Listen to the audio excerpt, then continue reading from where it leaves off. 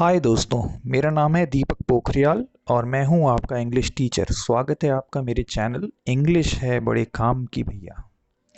तो ये चैनल मैंने उन लोगों के लिए बनाया है जो हिंदी पट्टी में रहने वाले लोग हैं, जिन्होंने हिंदी मीडियम स्कूल से अपनी शिक्षा ली है और वो ये समझते हैं कि थोड़ा इंग्लिश में उनका हाथ कमज़ोर है।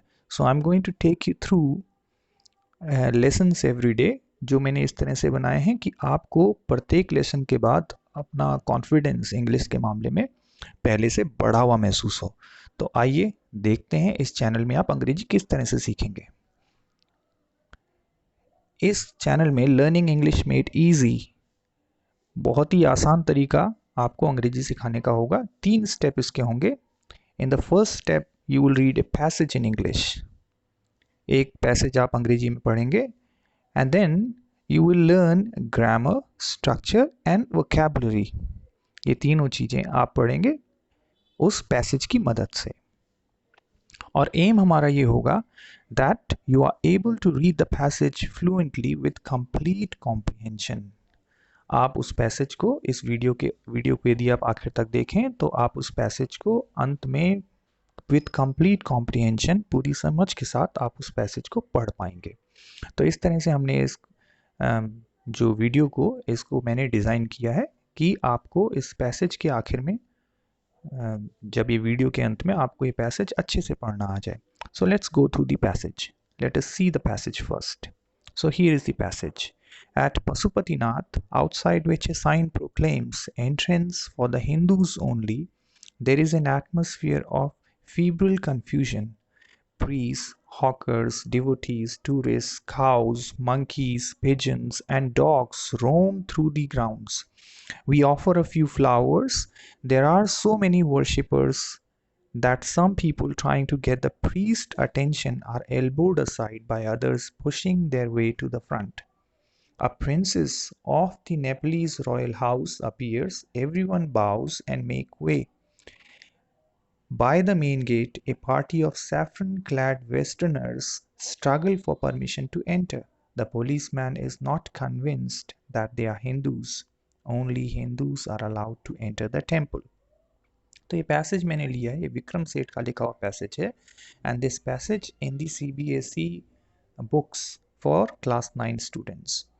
तो अब देखते हैं इस पैसेज को, एनालाइज करते हैं। सबसे पहले द सिंपल प्रेजेंट टेंस, हम टेंस की बात करते हैं तो ये पैसेज सिंपल प्रेजेंट टेंस में लिखा हुआ है।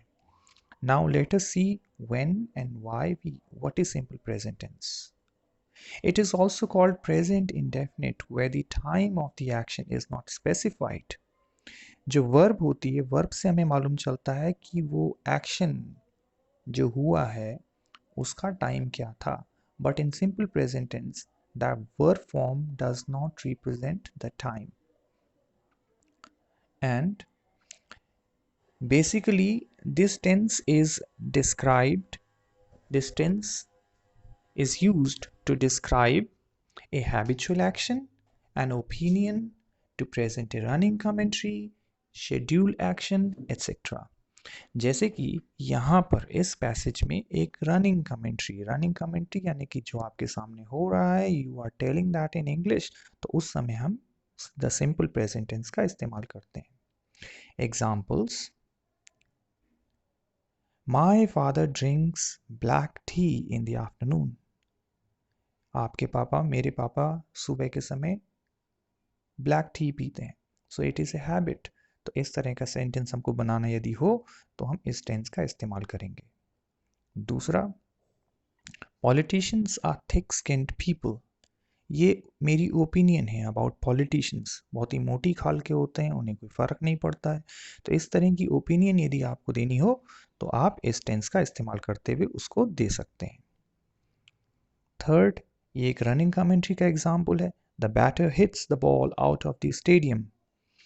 बैटर जिसको आप बैट्समैन भी बोलते हैं, मान लिया आप मैच देख रहे हैं, बैट्समैन ने शॉट मारा, गेंद स्टेडियम के बाहर चली गई, तो ये रनिंग कमेंट्री है, आप इसको इस टेंस में बता सकते हैं। And then the train to Delhi leaves at 6:20 AM। ये एक शेड्यूल है ट्रेन के आने का, जाने का, ऑफिस के खुलने का, बंद होने का। इस तरह के सेंटेंस यदि आपको बनाने हैं, you can make that in the simple present tense. It's very simple. अब बात तो हो गई कि इस तरह के सेंटेंसेस हम सिंपल प्रेजेंट टेंस से बनाते हैं, but how do we make those sentences? तो उसका सिंटैक्स हम सीखेंगे, कैसे ये सेंटेंसेस बनाए जाते हैं. So first we write the subject. Subject पहले लिखेंगे, then we write the verb in its base form, और फिर हम लिखते हैं ऑब्जेक्ट. वर्ब की अलग अलग फॉर्म्स होती हैं, उसको भी हम डिस्कस करेंगे, लेकिन इस तरह से हम सेंटेंस यदि बनाना हो सिंपल प्रेजेंट टेंस में तो वो फर्स्ट फॉर्म में ही बनेगा. For example, Ravi plays piano. तो रवि यहाँ पे सब्जेक्ट है क्योंकि वो उस काम को कर रहा है. प्ले यहाँ पे वर्ब है जो एक्शन हो रहा है, और पियानो ऑब्जेक्ट है. तो जो बजाने वाला है पियानो को वो रवि है, वो सब्जेक्ट हो गया. तो रवि प्लेज पियानो. इस तरह से बड़ी आसानी से हम सिंपल प्रेजेंट टेंस में सेंटेंस बना सकते हैं. लेकिन हर समय यहाँ पर सब्जेक्ट में एक वर्ड है, जो वर्ब है उसमें भी एक वर्ड है, और पियानो जो कि ऑब्जेक्ट है that is also one word. But it's not always the case. Subject and object and sometimes even verbs can have more than a single word. जैसे कि अब हम इसको एग्जाम्पल से समझते हैं. My birthday falls in October. My birthday falls in October. तो my birthday, ऊपर का सब्जेक्ट ऊपर वाले सेंटेंस में रवि था, यहाँ पे माई बर्थडे है. माई बर्थडे फॉल्स इन अक्टूबर. इन भी यहाँ सेंटेंस में होना चाहिए था जो मिस रह गया, but never mind. Meera is my dancing partner. My dancing partner. तो ऊपर वाले सेंटेंस में जो पहले हमने देखा था उसमें पियानो एक सिंगल वर्ड ऑब्जेक्ट था, और यहाँ पे my dancing partner that's the object. And third example is the new edition comes out on the 10th day of every month. comes out यहाँ पे verb दो शब्दों को मिलकर के बनी. इस तरह की verb को हम phrasal verbs बोलते हैं, बट वो बाद में सीखेंगे. अभी आप देखेंगे कि verb can also be more than one word. तो इस तरह से हमने सीखा. अब verb की forms, मैंने कहा था verb की अलग अलग form एक्शन किस समय हुआ है उसको बताती है. Let us take the verb drink. तो यदि हम ड्रिंक लिखते हैं तो ड्रिंक ये इसकी बेस फॉर्म है, या फिर हम इसको फर्स्ट फॉर्म भी बोलते हैं. इसकी पास्ट फॉर्म या फिर सेकंड फॉर्म वो है ड्रैंक. तो ड्रैंक यदि हम बोलेंगे तो ये पास्ट फॉर्म हो गई. पास्ट पार्टिसिपल फॉर्म या फिर थर्ड फॉर्म उसको हम बोलते हैं ड्रंक. तो ये ड्रंक इसकी पास्ट पार्टिसिपल फॉर्म हो गई. जीरन फॉर्म या फिर आईएनजी फॉर्म ड्रिंकिंग. और कभी कभी हमको वर्ब में एस ई एस या आई ई एस लगाना पड़ता है, जैसे कि हमने इस पैसेज में भी देखा, कुछ एग्जाम्पल्स में भी देखा, कुछ वर्ब्स के साथ एस ई एस लगा हुआ था. तो that is the form here. In this case it is drinks. S लगाने से बन जाती है वो फॉर्म. कहीं पर ई एस लगाना होता है और कहीं पे आई ई एस ऐसे हमको लगाना होता है. Now let us see some examples of the common verbs जैसे कि eat, ate, eaten, eating, eats. तो अलग अलग फॉर्म में कुछ वर्ब्स मैंने लिखी हुई हैं. swim, swam, swum, swimming, swims. drive, drove, driven, driving, drives. wash, washed, washed, washing, washes. fly, flew, flown, flying, flies. तो यहाँ पर आप देख सकते हैं जब जो एस फॉर्म आ रही है, कहीं कहीं पर एस लगाने से बन रही है, कहीं पे ई एस और कहीं पे आई ई एस, जैसे कि फ्लाइज के केस में. और कहीं पर तीनों फॉर्म अलग हैं, फर्स्ट सेकंड थर्ड तीनों फॉर्म अलग हैं, जैसे कि ईट, एट, ईटन. लेकिन कहीं पर जैसे कि वॉश वाले केस में हम देखेंगे वॉश, वॉश्ड, वॉश्ड. तो लास्ट की जो सेकंड और थर्ड फॉर्म्स हैं वो एक जैसी हैं. सो ये भी हो सकता है. नाउ हम अपने पैसेज के पास वापस आते हैं. यहाँ पर आप देखेंगे कि जो अंडरलाइन पार्ट है वो सब्जेक्ट है, और जो बोल्ड इटैलिक पार्ट है दैट इज द वर्ब. ये आपको ये सिखाने के लिए मैंने इसमें यहाँ पे ये बनाई है वाली स्लाइड, ताकि आपको समझ में आए कि ये पैसेज सिंपल प्रेजेंट टेंस में है. जैसे कि एसाइन प्रोक्लेम्स. तो एसाइन सब्जेक्ट हो गया और प्रोक्लेम वर्ब. इसी तरह से देयर इज, देयर सब्जेक्ट है और इज वर्ब है.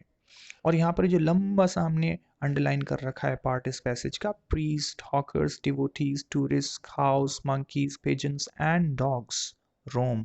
तो ये पूरा का पूरा ये सब सब्जेक्ट है और रोम इसके लिए वर्ब है। वी ऑफर, वी सब्जेक्ट है, ऑफर वर्ब है। देयर सब्जेक्ट है, आर वर्ब है। और यहाँ पर others pushing their way to the front, ये सब्जेक्ट है और आर एल्बोड ये वर्ब है। कभी कभी सब्जेक्ट बाद में भी आता है, वर्ब पहले लिख लेते हैं, वो कुछ ही केसेस में होता है। जब आप आगे सीखेंगे तो you will see, you will learn everything about this language English. और यहाँ पे ए प्रिंसेस ये वर्ब है, अपीयर्स ये सब्जेक्ट है, अ प्रिंसेस सब्जेक्ट है, अपीयर्स वर्ब है, एवरीवन ये सब्जेक्ट है, बाउज एंड मेक्स ये यहाँ पे वर्ब है। तो इस तरह से ये वर्ब और सब्जेक्ट, वर्ब और सब्जेक्ट। यदि आप इंग्लिश में पकड़ बनाना चाहते हैं, it is very important that you are able to catch the verb and the subject in a sentence. इस तरह की आप प्रैक्टिस करते रहें, इस पैसेज के साथ भी करें, और भी जो कुछ आप इंग्लिश में पढ़ते हैं या अब आपको पढ़ना शुरू करना चाहिए if you want to learn English, तो इस तरह से आप प्रैक्टिस करिए कि आपको ये पहचानने में आए। नाउ अब वोकैबलरी हम सीखते हैं इस पैसेज में। जो वोकैबलरी, अब आपने टेंस तो सीख लिया, आपको पैसेज तब समझ में आएगा जब आपको उसमें लिखे हुए जो शब्द हैं उनके मीनिंग भी पता होंगे। So let us learn the vocabulary and then finally we will read the passage with full comprehension. तो पहला सेंटेंस मैंने सेंटेंस वाइज को तोड़ा है। At Pashupatinath, outside which a sign proclaims entrance for the Hindus only, there is an atmosphere of febrile confusion. तो यहाँ पे proclaims मतलब घोषणा करना, जैसे कि declare formally, he was proclaimed king, उसको राजा घोषित किया गया। febrile characterized by fever, तापमान यहाँ पे बढ़ जाता है। A febrile reaction caused by an allergen, जैसे कोई चीज एलर्जी जिससे होती है उसको आपने खाया, उससे आपको बुखार की सी शिकायत हो रही है। लेकिन यहाँ पर इंटरेस्टिंग बात यह है कि पैसेज में फीब्रिल को फीब्रिल कंफ्यूजन इस तरह से यूज़ किया गया है। यहाँ पे बहुत ज़्यादा कंफ्यूजन क्रिएट हो रहा है। और क्यों क्रिएट हो रहा है? क्योंकि पशुपतिनाथ में बाहर एक साइन लगा हुआ है। और क्या साइन लगा हुआ है? जिसमें लिखा हुआ है, जो साइन प्रोक्लेम करता है entrance only for the Hindus, केवल हिंदूज को एंट्रेंस दिया जाएगा। तो इसीलिए वहाँ पे बड़ा कंफ्यूजन का माहौल है। Now let us move on to this next sentence. Priests, hawkers, devotees, tourists, cows, monkeys, pigeons, and dogs roam through the ground. We offer a few flowers. Hawkers कौन होते हैं? Hawkers someone who travels about selling his wares, अपना सामान बेचते हैं घूम घूम करके, उनको हॉकर बोलते हैं। For example, a hawker brings the newspaper, newspaper वाला भी हॉकर है, because he goes door to sell his newspapers. Devotees कौन होते हैं? आर्डेंट फॉलोअर्स एंड एडमायरर्स, जैसे कि a devotee of lord Vishnu या फिर a devotee of lord Shiva. आजकल सावन का महीना चल रहा है, there are lots of devotees of Shiva going to Shiva temples. अगला वर्ड है रोम। रोम का मीनिंग होता है गो अराउंड एमलेसली, बिना किसी मतलब के घूमते रहना। All day long he roam through the market, market में घूमता रहा वो पूरे दिन। Then next word is offer. She offered us all a cold drink, offer करना, देना, जैसे कि we go to the temple and we offer to God flowers, जैसे कि इस पैसेज में भी लिखा हुआ है। तो राइटर कह रहा है, विक्रम सेठ यहाँ पे कह रहे हैं कि hawkers, devotees, tourist, cows, pageants, ये सारे के सारे जो है ग्राउंड में घूम रहे हैं, they are roaming and we offer a few flowers, हम कुछ फ्लावर्स ऑफर करते हैं पशुपतिनाथ को, भगवान को। अगला जो सेंटेंस है, there are so many worshippers that some people trying to get the priest attention are elbowed aside by others pushing their way to the front. Elbowed, यहाँ पे एल्बोड का मीनिंग है push one's way with the elbow, कोहनी से धक्का दे करके अपने लिए रास्ता बनाना। He elbowed through the crowd to reach the ticket window, ticket window तक पहुंचने के लिए हम दूसरों को कोहनी से धक्का दे के आगे बढ़ रहे हैं। तो यहाँ पर भी ऐसा ही हो रहा है, बहुत सारे वर्शिपर्स हैं और कुछ लोग पंडित, प्रीस्ट बोलते हैं पंडित को, पंडित की अटेंशन पाने के लिए बार पाने के लिए वो दूसरे लोगों को एल्बो से रास्ता अपनी कोहनी से धक्का देकर के आगे बढ़ रहे हैं। A princess of the Nepalese royal house appears, everyone bows and makes way. तो रॉयल का मतलब होता है बिलोंगिंग टू किंग और क्वीन और other monarch. For example, farmer Rajasthan CM Vasundhara Raje is from a royal family. आपने सुना होगा वसुंधरा राजे शाही परिवार की है, तो हम बोल सकते हैं she is from a royal family. बाउस का मतलब होता है झुकना, या गर्दन को झुका करके या कमर को झुका करके या टांगों को झुका करके सम्मान किसी को देना। The government bowed to the military pressure. Military pressure के सामने गवर्नमेंट झुक गई। पाकिस्तान में ऐसा अक्सर होता है, 3 बार हो चुका है, फिर एक बार होने वाला है। तो ऐसा आप सेंटेंस बना सकते हैं that Pakistani government bowed to the military pressure. Make way का मतलब होता है रास्ता बनाना, किसी के लिए रास्ते से हट जाना। Make way for the president's motorcade, कि प्रेसिडेंट की जो सवारी आ रही है उसके लिए रास्ता बनाइए। तो यहाँ पर इसका मतलब है कि एक प्रिंसेस जो रॉयल फैमिली से है नेपाल की, वो आती है तो हर कोई झुक करके उसको सलाम करता है और रानी के लिए, सॉरी, राजकुमारी के लिए रास्ता बनाता है। By the main gate, a party of saffron-clad westerners struggle for permission to enter. Saffron clad का मतलब है covered with orange color, भगवा रंग। In India, एग्जाम्पल है, in India to see saffron clad sadhus is very common. बहुत common है, आप saffron clad sadhus को देखते हैं इंडिया में सब जगह, ये सीन बहुत ही कॉमन है। तो यहाँ पर और वेस्टर्नर्स का मीनिंग है an inhabitant of a western area especially of the US। तो जो बाहर से आए हैं, स्पेशली जो हमारे देश के वेस्ट की तरफ से लोग आते हैं, उनको हम वेस्टर्नर्स बोलते हैं। और यूएस भी हमारे वेस्ट में ही है, तो यूएस से जो आता है उसको भी वेस्टर्नर्स बोलते हैं। Every year many westerners come to India. तो यहाँ पर आप देख रहे हैं कि किस तरह से इंडिया में बहुत सारे वेस्टर्नर्स आते हैं। By the gate a party of seven clad westerners struggle for permission to enter. तो गेट के सामने सैफरन कलर, भगवा कलर पहने हुए वेस्टर्नर्स हैं और वो अंदर आने के लिए स्ट्रगल कर रहे हैं। लेकिन अंदर कैसे आएंगे? The police man is not convinced that they are the Hindus, only Hindus are allowed to enter the temple. तो कन्विंस का मतलब है भरोसा होना। I was convinced of his success, मेरे को पूरा भरोसा था उसकी कामयाबी का। तो यहाँ पर पुलिस मैन कन्विंस्ड नहीं है, उसको कन्विंस नहीं है वो कि ये हिंदूज हैं। और अलाउ का मतलब consent to, give permission, children are not allowed, बच्चों को यहाँ पे परमिशन नहीं है। तो यहाँ पर ये जो पुलिसमैन है इसको भरोसा नहीं है कि ये लोग हिंदू हैं, और क्योंकि यहाँ पे साफ साफ लिखा हुआ है only Hindus are allowed to enter the temple. तो अभी हमने सब कुछ इस पैसेज के बारे में सीखा। Now it is time to test your knowledge. एक बार आप मेरे साथ ये पैसेज पढ़िए and see how you feel. At Pashupatinath, outside which a sign proclaims entrance for the Hindus only, there is an atmosphere of febrile confusion. Priests, hawkers, devotees, tourists, cows, monkeys, pigeons, and dogs roam through the grounds. We offer a few flowers. There are so many worshippers that some people trying to get to priest attention are elbowed aside by others pushing their way to the front. A princess of the Nepalese royal house appears. Everyone bows and makes way. By the main gate, a party of saffron-clad Westerners struggle for permission to enter. The policeman is not convinced that they are the Hindus. Only Hindus are allowed to enter the temple. मुझे उम्मीद है कि आपको अब ये passage काफ़ी सारा समझ में आया होगा। यदि 50% भी समझ में आया तो समझिए कि आपने कुछ प्रोग्रेस करी है।